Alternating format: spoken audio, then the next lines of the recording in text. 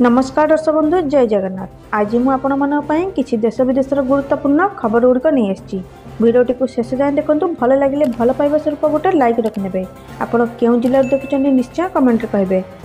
आज प्रथम खबर पानी पाग को नहीं आसला बड़ अपडेट। पुणी आसुची आउ एक लघुचाप। एसबू जिले में प्रबल वर्षा बात्या मंथा दुर्बल होई लघुचाप परिणत होईची।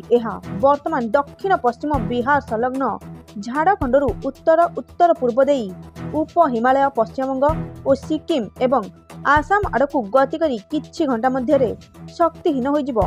ओडिशा रे वर्तमान कौनसी पाणीपाग नियामक सक्रिय नथिबा बेले आहुरी किछि दिन वर्षा सह प्रबल वज्रपात हेबार संभावना नहीं पाणीपाग विभाग पक्षरु पूर्वानुमान कर जायछि। विशेषकर उपकूल ओडिशा रे वर्षार प्रभाव अधिक रहिबार संभावना रहिछि।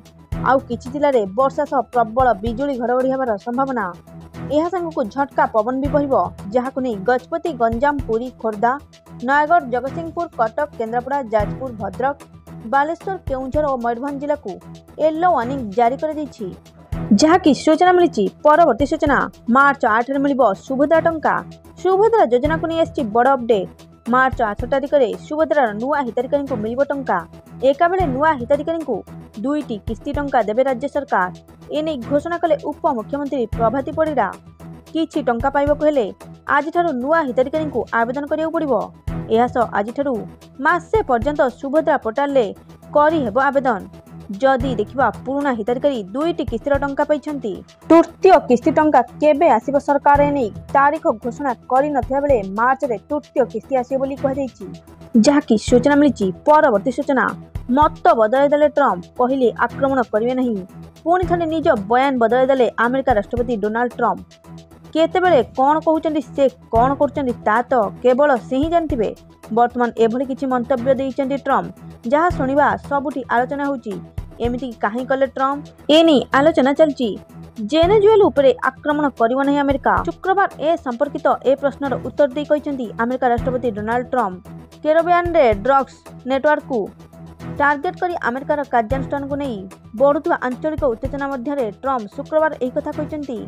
आउ आज ट्रम्प सप्ताह एभली मंतव्य देइचंती। हेले पूर्वरु ट्रम्प परामर्श देइथिले जे सामुद्रिक आक्रमण उपरे युक्तराष्ट्र स्थल भागरे आक्रमण आरंभ करिया जाउची। एथिपई प्रस्तुति जारी रहिछि। हेले शुक्रवार हठात एपरी करबाकू मना कर दैचंदी अमेरिका राष्ट्रपति।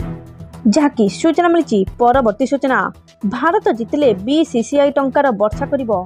बीसीसीआई आगुआ प्रस्तुत भारत जितिले मिलिबो मोटा रकमर प्राइज मनी। केते टंका जानले आपण आश्चर्य हेबे। आसंता काली हेबो फाइनल लड़ई। एहा आगरु बड़ घोषणा करि सारलानी बीसीसीआई। जदि भारतीय महिला टीम मैच जीते तेबे बीसीसीआई बड़ रकमर प्राइज मनी देबा पई चाहुची। प्राइज मनी देबा पई कहिची। आगरु रोहित बाहिनी को मध्य बीसीसीआई प्राइज मनी देथिले। आसंता काली नवी मुंबई रे भारत और दक्षिण अफ्रीका महिला दल मध्य फाइनल मैच खेला जिवो। एहा आगरु भारतीय टीम सेमीफाइनल मैच रे कंगारू टीम को हराइथिले। एथिरे जेमिमा लंबा रन स्कोर करी दल को जिताइथिले। जदि आसंता काली भारतीय खेलाड़ी विजयी होती तेबे बीसीसीआई सेमानंकु नगद पुरस्कार सहित सम्मानित करने संपूर्ण प्रस्तुत। प्राय 125 कोटी भारतीय महिला खेलाड़ी को मिलियो बोली कहुछि। जहाकि सूचना मिली परवर्ती सूचना खुशी खबर कमिला एलपीजी दर।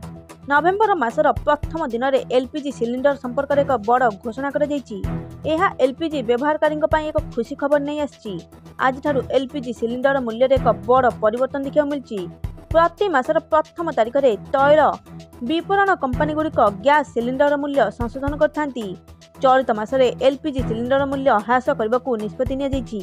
कंपानी गुड़िक 19 किलोग्राम वाणिज्यिक एलपीजी सिलिंडर मूल्य 4.5 रु 6.5 टंका ह्रास करचंती। तेबे 14.2 किलोग्राम घरोई एलपीजी सिलिंडर रे मूल्य रे कोनोसी परिवर्तन होई नाही। नवेम्बर 1 रु दिल्ली रे 19 किलोग्राम वाणिज्यिक एलपीजी सिलिंडर खुचरा विक्रय मूल्य 1595.50 टंका परिवर्ते 1590.50 टंका हेबो बोली सूचना रही। एथिला आज किछि गुरुत्वपूर्ण खबर। अधिक सूचना पई एही चैनल को विजिट करंतु। Thank you all.